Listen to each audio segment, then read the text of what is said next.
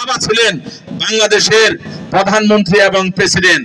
তাই আমি বলবো আমাদের এই ছাত্র সমাজ, যুব সমাজকে আমি লক্ষ্য এবং উদ্দেশ্য করে বলবো, রাজনীতি যদি হয় মানুষের ত্যাগের জন্য, ভালোবাসার জন্য, তাহলে প্রত্যেকটা শ্রেণী পেশার মানুষকে আমাদের ঐক্যবদ্ধ করতে হবে।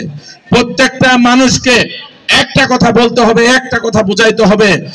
একদিকে হচ্ছে বাংলাদেশের জাতীয়তাবাদের নেতা জনাব তারেক রহমানের নেতৃত্বে বাংলাদেশের স্বাধীনতা, সার্বভৌমত্ব, গণতন্ত্র, ঐক্যের প্রতীক জনাব তারেক রহমান।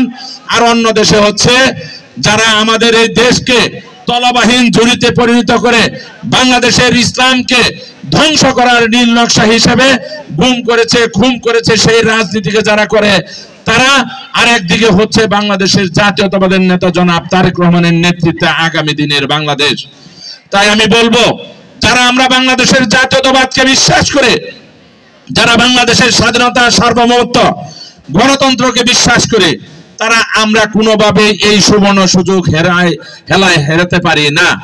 আমি বিশ্বাস করি আমাদের সাথে যারা রাজনীতি করেন, যারা শহীদ জিয়ার আদর্শের রাজনীতি করেন, যারা আমাদের নেত্রী, দেশনেত্রী বেগম খালেদা জিয়া তারেক রহমানের রাজনীতি করেন, তারা কখনো কোনোদিন অন্যায়, অবিচার, মাদক কারবারি, সন্ত্রাস, চাঁদাবাজের রাজনীতির সাথে সম্পৃক্ত থাকতে পারে না। যারা নাকি অন্যায়, অবিচার করে, যারা দীর্ঘদিন আওয়ামী লীগের সাথে আতাত করে রাজনীতি করেছে, তারা আমাদের ঘাড়ে পাড়া দিয়ে বিএনপিকে ব্যবহার করে তারা অন্যায় অবিচারের সাথে লিপ্ত রয়েছে, তারা সন্ত্রাস, চাঁদাবাজের সাথে লিপ্ত রয়েছে। কিন্তু যারা নাকি দীর্ঘ 17.5 বছর আন্দোলন করেছে, সংগ্রাম করেছে, মিছিল করেছে, মিটিং করেছে, বাড়ির ভিতরে ঘুমাইতে পারে নাই, পরিবারের সাথে থাকতে পারে নাই, সামাজিক কোনো অনুষ্ঠানে, কর্মকাণ্ডে অংশগ্রহণ করতে পারে নাই, তারা কখনো কোনোদিন অন্যায় কোনো কর্মকাণ্ডের সাথে অংশগ্রহণ করতে পারে না। অতএব আমি বিশ্বাস করি যারা শহীদ প্রেসিডেন্ট জিয়াউর রহমানের আদর্শের রাজনীতি করে, যারা আমাদের নেতা জনাব তারেক রহমানের রাজনীতি করে, তারা কখনো কোনোদিন সমাজের মধ্যে বিশৃঙ্খলার মধ্যে অংশগ্রহণ করতে পারে না। দেশের মধ্যে যারা নৈরাজ্য করে তাদের সাথে কখনো কোনোদিন আপোষ করতে পারে না।